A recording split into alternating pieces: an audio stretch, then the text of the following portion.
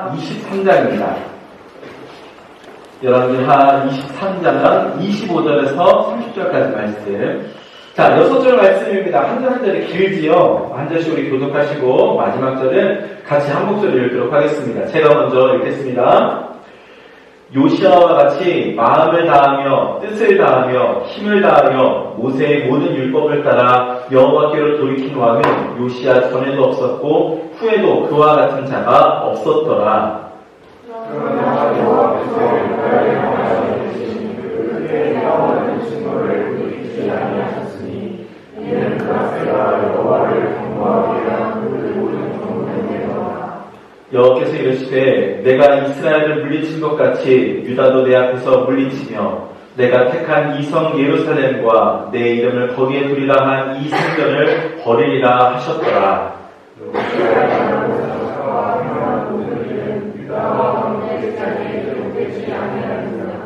요시아 당시에 애굽의 왕 바로느고가 아수르 왕을 치고자 하여 유브라데 강으로 올라가므로 요시아 왕이 맞서 나갔더니 애굽 왕이 요시아를 무기토에서 만났을 때에 죽인지라. 신복들이 그의 시체를 병거에 싣고 무기토에서 예루살렘으로 돌아와 그의 무덤에 장사하니 백성들이 요시아의 아들 여호아스를 데려다가 그에게 기름을 붓고 그의 아버지를 대신하여 왕으로 삼았더라. 아멘. 반갑습니다. 우리 지난주부터 이제 고대 전쟁사라는 이 시리즈 설교를 같이 나누고 있습니다. 오늘 두 번째 시간인데, 이제 시리즈 설교를 시작하면서 이제 자료를 좀 모아야 되잖아요. 그래서 여러 가지로 계속 검색을 하고, 특히 요즘은 정보를 모으는데 가장 좋은 통로는 아마 유튜브인 것 같아요. 그래서 유튜브에다가 관련된 전쟁에 대한 기록들을 팍 치면서 하다 보니까 이 연관 검색어가 이제 따라오잖아요. 그래서 제가 검색했던 걸 기반으로 제가 좋아하겠지라고 하는 영상들을 쭉 보여주는데 지금 제 유튜브를 보면은 의심을 할 수도 있을 것 같아요. 전쟁 얘기만 떠요. 전쟁 얘기만 쭈르르 이렇게 떠가지고 어쨌든 참고를 해야 되니까 계속 보는데 그 중에 좀 이렇게 눈길을 딱 사로잡는 영상이 하나 있어서 보고 좀 많은 생각을 하게 됐습니다. 어떤 영상이었냐면은 제2차 세계대전에 대한 영상이었는데 하나 넘겨주시죠. 특별히 그 전쟁이 어땠느냐라는 것보다 이 전쟁이 끝난 뒤에 이제 그 폐해 가운데 살아남은 사람들, 그 사람들은 어떻게 살았느냐, 이제 그 이야기를 담은 이제 유튜브 영상이 있더라고요. 그걸 보고 굉장히 오래오래 남았는데, 많은 사람들이요, 이 전쟁의 시대를 지나오면서 이 몸의 장애를 얻든지, 몸에는 장애가 없더라도 정신적인, 전문용어로 PTSD라고 하죠. 외상후 스트레스 장애라고 하는, 그거를 안고 살아가는 사람들이 참 많이 있었는데, 그 사람들의 이야기들을 이렇게 보면서 많은 생각을 했습니다. 근데 특히 이제 가장 마음을 아프게 했던 게 뭐냐면, 이 전쟁의 소위 말하는 피해자들, 그러니까 전쟁에서 목숨을 잃거나 부상을 당한 사람들의 정말 상당수가, 사실은 총칼을 들고 전쟁에 나갔던 사람이 아니었다라는 거죠. 기록의 통계를 보니까 이 제2차 세계대전 때, 그러니까 유럽 지역에서만 전사자들의 숫자가 몇 명이냐고 하면 4,720만 명이래요. 그다음에 사망자 숫자가 서구 사회에만 4,720만 명이고 전 세계 통계는 아시아에 아직 이게 안 돼 있으니까 정확한 예상은 못 하는데 5천만 명에서 한 8천만 명 정도가 사망자가 있을 것이다 이렇게 예상을 한다고 합니다. 4,720만 명인데 그 사람들, 사망자의 숫자를 이렇게 좀 분석을 해보니까요. 넘겨주시죠. 실제 이 총을 들고 나가서 싸우다가 죽은 사람의 숫자가 그보다 훨씬 적다라는 거죠. 1,820만 명이고 총칼 없이 그냥 무고하게 죽은 민간인의 숫자가 2,900만 명이라고 합니다. 이걸 보면서 참 많은 생각을 하게 되더라고요. 이 사람들은요, 전쟁에 참여하겠다 말겠다 의사를 표현한 적도 없고, 단지 그냥 그 시대에 태어나서 그 시대를 살다 보니까 전쟁이라고 하는 그 현상을 만나게 되었고, 거기서 무고하게 죽은 사람이 유럽에만 2,900만 명이다라는 거죠. 그것들을 보면서, 많은 생각을 하게 되더라고요. 과연 인간에게 전쟁이란 무엇인가? 사실 우리가 지난주에 이 시리즈를 딱 시작하면서 전쟁이 인간에게 많은 영향을 미쳤다. 그리고 그 전쟁에서 우리가 좋든 싫든 간에 전쟁을 통해서 우리는 많은 기술의 진보도 이루고 또 뭐 사람과의 그런 체계라든지 조직이라든지 이런 것들이 발전되는 부분들이 있었다라고 이야기를 했지만 사실 그 전쟁에 참여했던 그리고 피해를 받던 정말 많은 사람들이 정말 자기의 의지와는 상관없이 참여해서 손해나 피해를 받던 사람들이다라는 거죠. 여러분 전쟁이라는 것은 나라 대 나라가 참여하는 아주 큰 이벤트입니다. 인류 역사상 가장 큰 단일 전투로서 제일 큰 전쟁도 이 제2차 세계대전에 있는데 나중에 이제 독일 나치가 마음을 바꾸고서는 이 소련으로 쳐들어가잖아요. 그래서 모스크바 앞에서 전쟁을 하게 되는데 이때 투입되었던 단일 전투, 한 번의 전투에 투입되었던 양쪽의 군인들의 총합 숫자가 몇 명이냐면은 몇 명 정도 될까요? 단일 전투 가운데. 참고로 우리나라 국군 전체, 뭐 해군, 육군, 공군 다 합쳐가지고 60만이 지금 안 되죠. 네, 60만이 지금 안 된다고 하는데 단일 전투, 한 번의 전쟁에 투입된 인원이 몇 명 정도 될까? 네. 100만 정도? 네. 315만 명이 단일 전투에 투입돼서 싸우는 게 기록이라고 이야기를 합니다. 전쟁이라는 건 정말 어마어마한 우리가 상상하는 것보다 훨씬 더 큰 이벤트이죠. 근데 큰 이벤트예요. 정말 수많은 사람들이 참여하지만 주인공은 사실 몇 사람 안 됩니다. 그나마도 그 주인공들 가운데 승자만이 모든 것을 얻게 되는, 그래서 영광을 취하게 되는 것은 정말 극소수이다라는 거죠. 그렇게 했을 때 그럼 이 전쟁에 참여했던 주인공이 되지 못한 그 다른 수많은 사람들은 어떻게 되는 건가? 우리는 어떻게 이해해야 되느냐? 라고 하는 실존적인 문제를 가지게 된다는 거죠. 여러분, 오늘 우리가 지난 시간에 이어서 고대 전쟁 하나를 또 함께 나누게 될 겁니다. 이 전쟁은 갈드미스 전쟁이라고 하는데, 여러분, 이 전쟁은요, 그 당시에 정말 어마어마한 규모의 전쟁이었을 뿐만 아니라 세계 역사의 판도를, 만약에 그 전쟁에 삐끗했으면은 세계 역사가 달라졌을 수도 있다. 라고 할 만큼 정말 중요한 전쟁이 갈드미스 전쟁이거든요. 근데 그 거대한 전쟁, 그 갈드미스 전쟁에 우리는 주인공들한테만 집중하게 되는데, 그리고 오늘도 아마 주인공들에 대한 이야기 좀 더 많이 하게 되겠죠. 그러나 우리가 놓치지 말아야 될 거는 이 전쟁에도 기록되지 않은 혹은 잠깐 한 줄 언급으로 사라지게 되는 수많은 조연들이 있다라는 것을 우리가 기억해야 되고, 또 이 조연들에 대해서 우리는 어떤 식으로, 어떤 마음으로 그들을 바라보고, 특별히 하나님은 그들을 어떻게 바라보고 계시는지 말씀을 통해서 우리 함께 나눠보도록 하겠습니다. 하나 넘겨주시죠. 자, 지난주처럼 하나 더 넘겨주시고, 자, 전쟁에 대해서 한번 나눠보겠습니다. 오늘 갈드미스 전쟁에 대해서 이야기할 건데, 전쟁의 시기, 우리가 지난 시간에 전쟁의 시기 막 파악했던 거 기억나시죠? 막 어느 왕 때 해가지고 막 기원전 15세기 정도 되거나 이렇게 했었는데, 갈드미스 전쟁은요, 정말 단순합니다. 갈드미스 전쟁은 역사상 역사가 기록된 일에 가장 쓰여졌던 전쟁 중에 가장 큰 전쟁 중에 하나로, 고대 전쟁 중에 기록이 되었을 뿐만 아니라, 사실은요, 최초로 그 전쟁에 대한 기록이 문서로 남아있는 최초의 전쟁이 바로 이 갈드미스 전쟁이에요. 그러니까 그것만 보면 이 전쟁이 언제 벌어졌냐를 알 수 있는데, 언제 벌어졌냐? 기원전 605년에 벌어졌습니다. 몇 세기 정도 됐을 거다. 그냥 이것보다 훨씬 더 디테일하죠. 이 기록이 남아있으니까. 자, 기원전 605년에 벌어진 전쟁입니다. 하나 넘겨주시죠. 자, 그렇다면 이 전쟁은 왜 벌어졌고, 또 어떤 과정을 거쳐서 벌어지게 되느냐. 자, 오늘도 여러분들에게 이제 인문학적이라고 하기는 조금 그렇고, 여러분들 초등학교 때 아마 배웠을 건데, 기억이 안 나실지도 모르는 질문을 하나 던져보겠습니다. 자, 우리가, 세계 문명의 기원, 발상지 이야기할 때, 세계 4대 문명이라는 걸 이야기를 합니다. 문과분들, 여러분들의 유식함을 이제 마음껏 드러낼 기회가 됐어요. 4대 문명, 뭐일까요? 첫 번째? 메소포타미아 문명. 이집트 문명. 인더스 문명. 황하. 오. 문과의 힘이 이거죠. 넘겨주시죠. 우리가 일반적으로 4대 문명이라고 했을 때 이렇게 이야기하면 조금 말은 좀 다를 수 있는데 인도 문명이 인더스 문명이고 중국 문명이 황허가 시작했다 해서 황허 문명 뭐 이렇게 이야기하는데 사실 여러분 저도 이번에 찾으면서 알았는데 저 4대 문명이라는 게요 저 누가 만들었냐면은 중국 학자들이 만들었대요.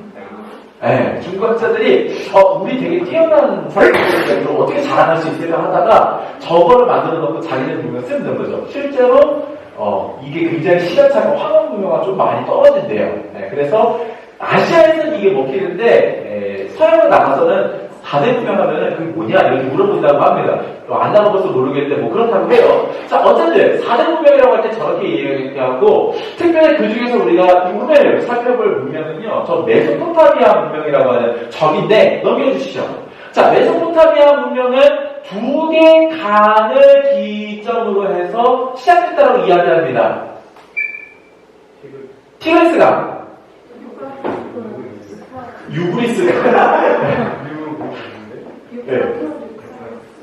유프라테스강, 유프라테스강, 맞아요. 영어로 유프라테스강. 자, 두강. 아래 빨간색이 유프라테스강이고, 위에 파란색이 티그리스강입니다. 자, 두 강을 이 기점을 해가지고 메소포타미아 문명이 시작됐다. 이렇게 이야기를, 얼마 전이야. 교회 와가지고 상식 하나씩 간다고 좋잖아. 두 강에서 시작이 됐다고 합니다. 근데 여러분, 이 두 강이요. 사실 메소포타미아 문명이라고 이렇게 통칭을 하지만, 사실 저 강마다 강을 기점으로 나타난 나라들이 좀 다르다는 거죠. 넘겨주시죠.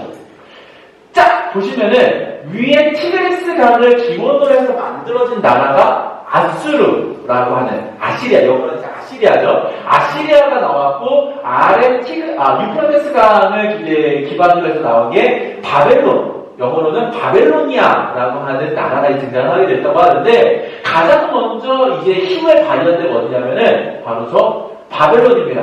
자, 바벨론 첫 번째, 그래서 이제 바벨론 역사를 전기 바벨론, 후기 바벨론 이렇게 나누는데 전기 바벨론 하면요 여러분들이 너무나 잘 알고 있는 왕이 있어요. 눈은 눈으로, 이는 이로.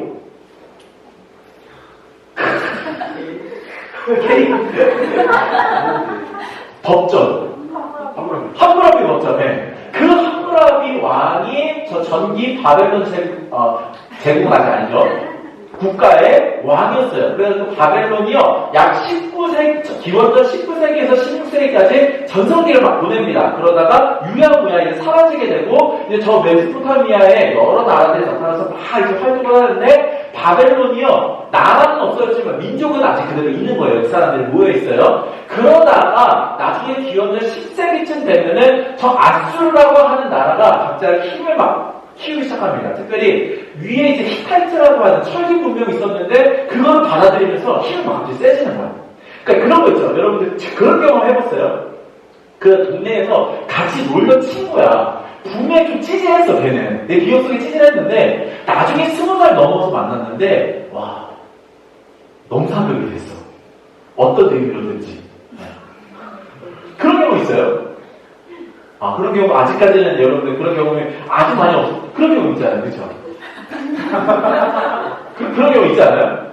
제가요 그 세종에 한 2년 전에 3년 전에 이렇게 내려갔는데 와 어디 카페에 가서 막 이렇게 차 마시고 막 가족들 시간을 보냈는데 여기 야너 집 왔냐면 뭐라고 봤더니 그때 같이 놀던 그 친구 꼴 차고 같이 게임하던 그 친구인데 이제는 그 굉장히 넓은 그 마당 큰 거기에 사장님이 돼가지고 못하더라고요. 그래서 여기 잘 되냐 해서 좀 돼. 나중에 물어보니까 거기가 억대를 거는 카페가 된다. 나중에 세종 가면은 제주도가라고 하는 카페가 있는데 그게 들더라고요. 말을 못했지만 학교 다닐 때는 공부는 내가 좀 더 신경 없구나. 뭐 이런 거잖아요. 근데 아수르랑 바빌론이 다 그래요. 바빌론이요, 예전에 자기가 힘쓸 때는 아수르는 아무것도 아니었어요. 근데 시간이 좀 지나고 나니까 이번에는 아수르가 너무 커진 거예요.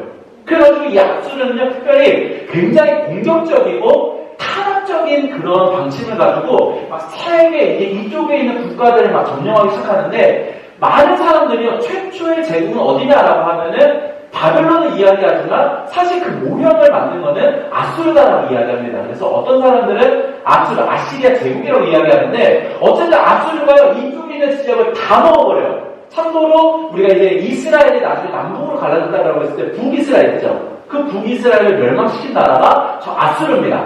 자, 아수르가 힘이 엄청 세지는데 신경이 쓰는 나라가 하나 있어요. 나의 찌질했던 과거를 알고 있는 바벨론. 그러니까요, 바벨론이 아직 나라의 기틀도 없는 상태인데 괜히 와서 찝쩍대고 삥 뜯고 괴롭히는 거예요. 바벨론이 신흥국가라서 그때쯤에 이제 다시 한번 우리 한번 잘 살아보자 하고 나라를 만들고 있을 텐데 막 괴롭히는 거예요. 그러니까 바벨론 입장에서 치지 마 이러다가 이제 팍 돌아버리는 거죠. 하나 넘겨주시죠. 그래서 기원전 627년에 바벨론이요 반란을 일으킵니다. 야, 이거 안 되겠다. 왜 우리만 괴롭혀? 그러고서는 하나 넘겨주시죠. 곧바로 가까이 있었던, 그냥 가까이가 넘으면 되잖아요. 바로 저 아수르의 수도를 공격을 하는데 공격이 통했습니다. 아수르가 엄청 힘이 세가지고 막 그런 애잖아요. 막 헬스 많이 해가지고 막 등치 막 이런 애인데 알고 봤더니 여기 턱 치고 하지마 막 이런 애들 있잖아. 막상 턱 쳐더니 하지마 하고 무너져버린 거야 아수르가. 근데 이 전쟁을 이끌었던 그 시대에요. 그 대장이 누구였냐면은 느부갓네살, 성경에 나오는 느부갓네살이라고 하는 아직 20대 젊은 왕자가 이 군대를 끌고 가서 때렸더니 무너지는 거예요. 그래서 하나 더 넘겨주시죠. 계속 공격해가지고 나중에 하란이라는 곳까지 막 몰아내게 돼요. 이제 저기 가서 아수르를 멸망시키면은 아수르가 다스리고 있어서 그 모든 땅이 이제 우리 땅이 되는 그런 차야가 됐습니다. 자, 지금 탑은 이런 상황이에요. 탑은 이런 상황인데 이때 바텀에서 조용히 상황을 보고 있었던 애들이 있었습니다. 하나 넘겨주시죠. 바로 남방의 전통 강국 이집트가 안에 있었단 말이에요. 안에서 이렇게 바텀에서 이렇게 보고 있었어요. 그러니까 아수르다 이기든 바벨론 이기든 나는 상관없어 막 이러고 있었는데 바텀에서 이렇게 보니까 탑이 다 밀렸어. 근데 몇 대 치면은 탑에 가는 거야. 상황을 봤더니 그러면은 차라리 삶을 쳐서 아수르가 망하고 바벨론이 올라가고 그건 좀 부러운데? 라는 생각이 들어요. 그래서 자 여러분 롤 하시는 거 아시죠? 바텀에 있었는데 탑이 밀리게 생겼어요. 그럼 어떻게 해야 돼요? 버려야지. 바텀을 버리고 탑 올라가야죠. 탑을 탑을 버린다고요? 탑 라인을. 근데 이걸 밀리면 끝나게 생겼으니까 게임이 얘네가 바텀에 있다가 올라가기로 결심을 합니다. 그래가지고 이 이집트가요, 오늘 성경을 보면은 바로코라고 이야기하는데 정확하게 얘기해서 파라오 느보 2세가 이 당시의 왕이었는데 느보 2세가 군대를 추려가지고 야 가자. 오늘 성경에 이게 대표적인 그러니까 성경에 몇 개 번역의 오류가 몇 군데 있다라고 이야기하는데 오늘 본문에 보면 아수르 왕을 치러갔다라고 되어 있는데 사실은요 영어 성경에 보면 그렇게 안 되어 있습니다. 아수르 왕을 도우려고 올라갔다라고 영어 성경에 되어 있어요. 그러니까 번역이 좀 잘못됐습니다. 야, 탑 살려줘야지. 어쨌든 탑 몇 명이라도 있어야 바텀을 우리가 먹는 거야. 그래서는 넘겨주시죠. 올라갑니다. 근데 올라가다가 미드쯤에요. 미드 숲속을 지나고 있었는데 갑자기 누군가 짜증나고 나타났어. 깜짝이야. 봤더니 남유다의 요시아 왕이 이끄는 군대가 저 미드에서 숨어 있었던 거예요. 숨어 있다가 때리러 왔어. 깜짝이야! 하고 봤더니, 나는 레벨이 한 12, 13쯤 되는데, 쟤는 레벨 한 4, 5쯤 돼. 어떻게 해야 돼요? 먹고 가야죠. 네. 미드에 갑자기 튀어나왔어. 어쨌든 먹고 가야지. 먹으려고 가는데 얘가 진짜 작전을 한 것처럼 막, 만나자마자 막 국물 쏟아붓고 막, hul스 다 하는 거예요. 피가 쪽쪽쪽 빨리다가 어쨌든 미드 해결을 다 했어요. 근데 지금 내가 피가 너무 딸린 상태여가지고, 탑에 올라가면은, 아주 위험할 것 같아요. 이럴 때는 어떻게 해야 돼요? 집에 가야죠. 네. 포탈을 타고 다시 넘겨주시죠. 집으로 내려갑니다. 이때가 언제냐면은 기원전 611년이에요. 609년이에요. 609년에 올라가다가 미드에서 만나서 피 한 번 쏟고 야 안되겠다. 피 한번 채워가자. 피가 한번 하자 하고서는 내려가게 되고요. 넘겨주시죠. 그리고 4년 뒤, 야, 피탐 됐어. 605년에 이제 바텀에서 탑으로 올라갑니다. 넘겨주시죠. 올라가요. 근데 이제는 한번 올라오려고 했었다는 것을 알고 있어가지고요. 이제는 기다리고 있었어요. 그리고 얘네는 몰랐지만 탑을 이미 다 밀어놨어요. 밀어놓고 기다리고 있다가 왔니? 하고서는 맞붙은 게 저 하늘 앞에 있는 갈그미스라는 대평원에서 두 부대가 빵! 싸움이 붙었는데 누가 이겼어요? 바벨론입니다. 왜냐하면 여러 가지 이유들이 있는데 아까도 계속 얘기했잖아요. 바벨론은요 사실 그 전부터 철기 가지고 싸우는 문화인데 이집트는 이때까지 청동기 가지고 싸우던 애들이야. 그러니까 바텀에는 마땅한 상대가 없으니까 우리가 제일 세. 이러고 있다가 막상 붙어보니까 와장창 부서지게 되는 거죠. 그래서 이때 한번 와장창 부서지고 이집트는 다시 집으로 쫄래쫄래 돌아가게 되고요. 이제 탑을 완벽하게 먹게 된 이 바벨론은 미드도 먹고 나중에는 바텀까지 내려가지고 싹 다 밀어버리게 되었다라는 것이 갈게미스 전쟁의 전말입니다. 자, 하나 넘겨주시죠. 자, 그러면 이제 그 뒤에 전쟁의 결과는 어떻게 됐을까요? 너무 간단하죠. 아까도 얘기했듯이 이 탑도 먹었죠, 미드도 먹었죠, 바텀도 먹었어요. 그럼 뭐 세계를 다 통일한 거고 다 끝났어요. 그냥 바벨론의 천하로 다 끝나버리게 된다라는 것이 결론이 되는 건데, 여러분 오늘은요 좀 이렇게 관점을 좀 바꿔가지고 이 주인공들한테 너무 관심을 이렇게 집중시키지 말고 이 거대한 전쟁 가운데 조연으로 등장했던 한 인물에 대해서 우리가 좀 생각을 해보자라는 거죠. 바로 미드에 숨어있다가 나타났다가 소위 그냥 밀려버리게 된 요시야 왕에 대해서 한번 이야기를 해보자라는 거죠. 넘겨보시죠. 자, 오늘 성경에 보면요 요시야 왕에 대해서 이야기를 하는데 굉장히 좋은 이야기들 많이 써놨습니다. 요시야 왕은요 하나님 앞에서 인정받는 왕이었대요. 여러분 저도 그렇고 목사님들도 가끔 이런 질문할 때 있어요. 성경에 나오는 4명의 선한 왕이 있습니다. 사성제라고 하죠. 사성제라고 할 때 꼭 꼽히는 이 4명 중에 한 사람이 누구냐면요 요시야 왕입니다. 요시야 왕은 항상 등장해요. 근데 4성제 중에 한 명을 빼고 3성제를 이야기할 때가 있어요. 3성제 이야기할 때 뭐 여호수아가, 히스기야, 그리고 한 명은 누굴까요? 그러니까 다윗은 이제 그 길을 만든 사람이고 요시야가 들어갑니다. 그러니까 4성제일 때도 요시야가 들어가고 3성제일 때도 요시야가 들어가요. 가끔 2성제, 2명의 선한 왕을 이야기할 때가 있습니다. 한 명은 히스기야고요, 한 명은 요시야예요. 그만큼 선한 왕이에요. 오늘 성경에 보니까요, 성경이요 정말 다른 곳에 나오지 않은 아주 유일한 표현이 있습니다. 전무후무한 왕이었다. 그 이전에도 요시야 같은 사람이 없었고 이후로도 요시야 같은 사람이 없었다. 당연하죠. 요시야 이제 얼마 뒤에 나라 망하게 되거든요. 또 어쨌든 여러분 이런 평가를 받았던 정말 대단하다. 여러분 그래서 그림 보면은 약간 좀 제가 이 사진을 넣으면서 좀 고민을 했는데, 여러분 이 그림에는 약간 광인처럼 나오잖아요. 약간 눈빛도 좀 약간 좀 이상해 보이고 그렇긴 하지만 지금 뭐 하고 있냐면은 우산을 찍어서 부시는 모습이거든요. 그러니까 요시야 왕의 했던 최고 업적 중에 하나는 그 당시 이스라엘의 많은 우상 숭배를 다 없애고 유월절을 회복한 거란 말이죠. 정말 훌륭한 왕이고 성경에서 칭송하는 그 왕인데, 세계 역사에서 봤을 때 요시야는 어떤 사람이냐? 정말 약한 사람이었던 거예요. 소위 정말 치밀한 사람이었던 거죠. 넘겨주시죠.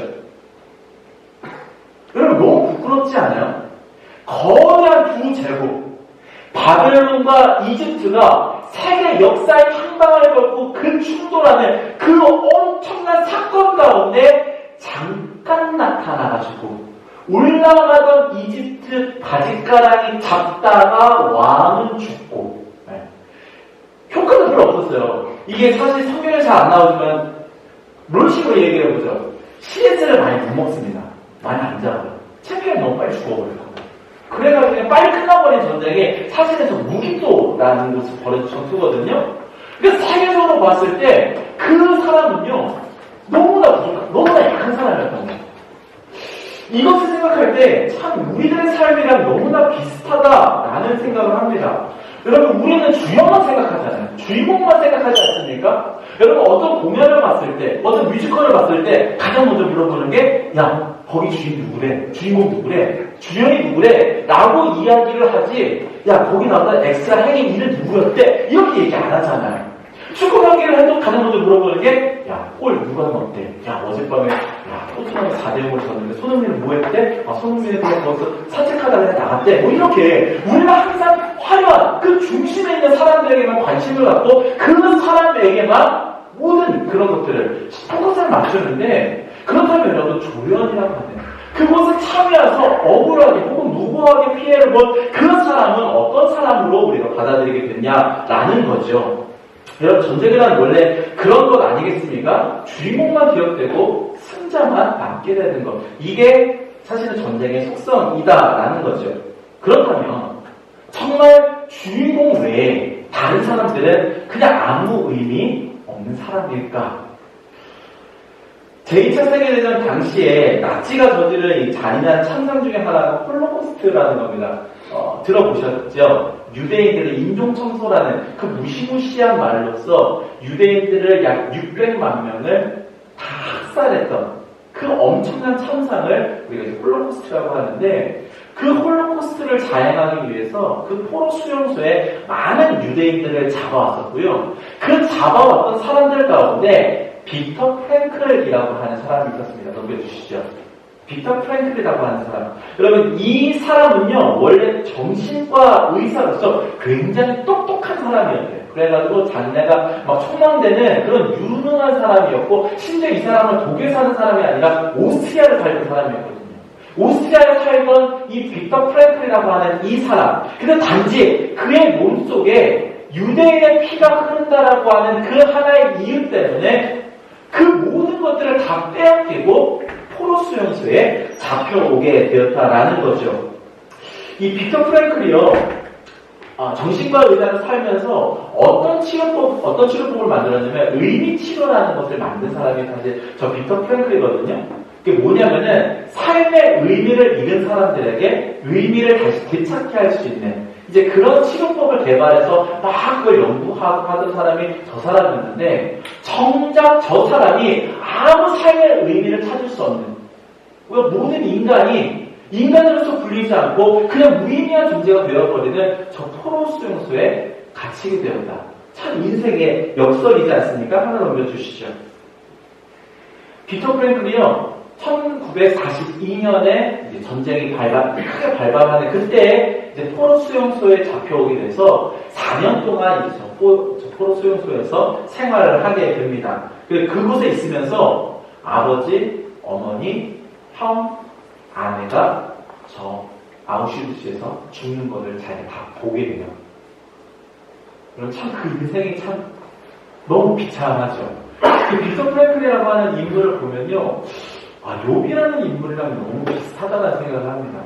정말 장래가 유망한 그런 정신과 의사여서 모든 자신의 것을 다 빼앗기게 되고, 자기가 사랑했던 가족들의 죽음을 눈앞에서 자기가 봐야 되는 그런 상황. 여러분, 빅터 프랭클이라고 하는 이 사람이 과연 삶의 의미를 여기서 찾을 수 있을까요? 근데 여러분, 이 사람이요, 그 죽음의 수용소 안에서 어떤 마음을 품게 되느냐면, 넘겨주시죠. 그래도 살아야지. 나는 결심하게 됩니다. 그래도 살아야지. 모든 것이 다 무너지고 모든 것을 다 잃어버리고 그런 삶, 그래도 살아야지. 그래서 이 프랭클이요, 살기 위해서 자기가 의미 치료라는 걸 만들었다고 했잖아요. 삶의 의미를 막 찾기 시작합니다. 나는 왜 살아야 되지? 나는 왜 존재해야 되지? 막 존재하다가 찾았어요. 나중에 그가 이 포로 수용소를 나온 다음에 그가 당신은 어떻게 해서 그 감옥에서 살아남을 수 있었느냐 라고 이야기했더니 그가 이런 말을 합니다. 넘겨주시죠. 하나, 내가 살아남을 수 있었던 이유를 한 가지만 이야기하라고 한다면 꼭 나가서 책을 써야겠다는 의지가 있었기 때문이라고 하겠습니다. 너무 뜬금없지 않아요?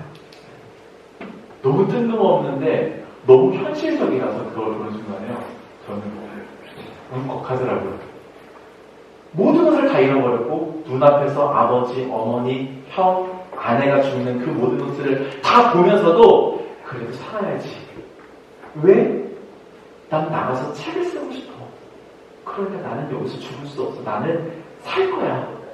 그래서 이 4년 동안에 이 빅터 프랭클이 진짜 쓸 수 있는 것이 있다면 무조건 어디든 다 썼대요. 심지어 이제 잉크가 마르잖아요. 그럼 이때 이 포로 수용소에 있던 사람들이 자기가 가지고 있던 그 귀중품을 내놔서 식량이랑 바꿔서 그걸 먹고 막 살아남았는데 오히려 이 사람은 먹을 것이 있으면은 그것을 가지고 잉크랑 바꾸고 종이랑 바꿔가면서 그곳에서 자기가 느꼈던 그리고 그곳 자기가 봤던 사람들의 모습을 다 기록을 했습니다. 4년 동안. 그래서 그걸 쓰면서 살아야지. 나는 책을 쓸 거야. 살아야지. 그러다가 진짜 전쟁이 끝나고 그 수용소를 걸어 나오게 됩니다. 그래서 그 나와서 1년 동안 그가 자기가 썼던 그 내용들, 그 쪽지들을 다 모아서 책을 써서 진짜 출판하게 되는데 그 책이 넘겨주시죠. 빅터 프랭클의 죽음의 수용소에서 라는 책입니다. 사랑하는 여러분, 우리가 살아가는 이 시대는요, 참 수많은 전쟁으로 가득 찬 세상입니다. 총칼을 들고 싸우는 전쟁이든, 아니면 우리가 지난 시간에 보았던 영적 아말렉과 상대하여 싸우는 그런 전쟁이든, 아니면 그냥 내가 살아있는 것 자체가 전쟁이라고 느껴지든, 우리는 항상 전쟁 가운데 살아가고 있다는 것을 참 많이 느끼게 된다는 거죠.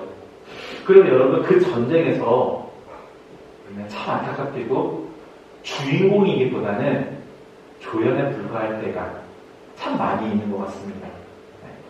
마음 같아서는 저 화려한 그 주인공이 자리에 서서 막 이 인생의 전쟁을 막 이끌어보고 싶은데 많은 경우 우린 주연이 아니라 조연일 때가 많이 있다는 거죠. 야, 누구네 집 아들은 좋은 대학 나와가지고 어떠한 그런 회사 들어갔대. 야, 누구는 정말 좋은 그런 여건과 환경을 가진 사람 만나 결혼해가지고 야, 지금 청담동에 어떤 아파트에 산대. 막 그런 이야기를 들으면서요. 느끼는 거죠. 전쟁인데 난 주인공은 아니구나. 나는 그냥 그 옆에서 피해를 보고 그냥 죽어가는 조연에 불과하구나. 우리 그렇게 느낄 때가 너무 많다는 거죠. 그런데 여러분, 우리는 그렇게 인생에서 그렇게 느끼는데 어쩌면 세상도 그렇다라고 이야기하는데 하나님 보시기에 우리는 과연 이 전쟁에서 어떤 존재냐라는 거죠. 여러분, 정말 하나님 보시기에도 우리가 정말 이 거대한 전쟁 가운데 하나의 부품과 같이 내가 어디서 화살에 맞아서 죽어도 모를 만한 그런 존재가 없고 의미 없는 그런 존재에 불과하냐 라는 거죠. 여러분, 요시야 왕을 생각해 보십시오. 세계사적인 그 역사의 흐름에서 보았을 때 참 힘이 없고 부족한 왕이었습니다. 격정을 남기지 못했고요. 그냥 이집트 왕 바짓가랑에 붙잡다가 화살 맞아 죽은 사람이 요시야 왕이에요. 참 그 인생 불쌍하다. 참 의미 없고 더럽다라고 이야기할 수 있지만 오늘 성경에 나온 것처럼 하나님은 그를 바라보면서 전무후무한 인생이다라고 이야기합니다. 칭찬하는 인생이고요. 기억하시는 인생이다라고 이야기한다는 거죠. 그래서 정말 하나님께서는 그 인생을 귀하게 받으시고 그 인생을 기억해 주신다는 것. 여러분, 빅터 프랭클이라고 하는 사람은요, 그 아우슈비츠에 잡혀왔던 수많은 전쟁, 그 유대인들 중에 한 사람이었습니다. 만약에 이 사람이 내일 아침에 이 가스실로 가는 기차에 타고 있더라도 그의 존재를 기억할 사람이 몇 명이나 되겠습니까? 그런데 그 인생이요, 그렇게 세상에 들어봤을 때는 덧없어 보이고 아무것도 없어 보였지만 하나님 보시기에 달랐다는 거죠. 빅터 프랭클이 여러분 생각해보십시오. 4년 동안 정말 그 주변에 있는 사람들이 죽어가는 그 상황 가운데 나는 살아야 돼. 나는 책을 써야 돼. 그 마음만 가지고 그거 살아남을 수 있었을까요? 마음 무너지는 날이 얼마나 많겠어요. 어느 날은 아버지가, 어머니가, 아내가, 혹은 내 친구가 눈앞에서 저 기차를 타고 다시 돌아오지 않는다는 것을 보았을 때 여러분 그의 실족하는 마음이 얼마나 컸겠느냐라는 거죠. 근데 여러분 그 인생이요, 그런 일을 겪을 때마다 그래서 나는 살아야지라고 힘을 얻는 그 힘이 없었느냐? 기도에 있었다고 이야기합니다. 하나님은 도대체 어디 계시냐? 당신의 백성들이 이렇게 죽어가는 상황 가운데 하나님은 어디 계시느냐라고 실존적인 질문을 던질 때 그는요 그 기도 가운데 다 물었습니다. 하나님은 여기 고난받는 자들과 함께 계신다. 하나님이 그리고 함께 계신다. 나와 함께 계신다. 그 마음을 가지고 살아야지. 세상에서는 존재가 없고 덧없는 존재처럼 보일지라도 하나님 보시기에 난 특별하고 가치 있는 인생이니까 살아야지. 오늘 이 시대에 살아가는 우리도 마찬가지입니다. 여러분, 하나님 앞에 의미 없는 인생 없고요. 무가치한 인생도 없는 줄로 믿습니다. 모든 사람들이 삶의 한테는 어떠한 모습일지라도 지금 어떠한 상황, 어떤 평가를 받으며 살아간다 할지라도 중요한 것은 우리 모두 하나님 앞에서 의미 있는 인생이고 하나님 앞에서 가치 있는 인생이다라는 거죠. 여러분 이 사실을 기억하시면서 세상에 비록 나를 가치 없다 이야기한다 할지라도 하나님이 가치 있다 이야기하시니 그분의 눈과 그분의 관심과 그분의 사랑을 의지하여서 살아야지. 그래 살아야지. 이렇게 결심할 수 있는 저와 여러분 모두가 될 수 있기를 주님의 이름으로 간절히 축원합니다.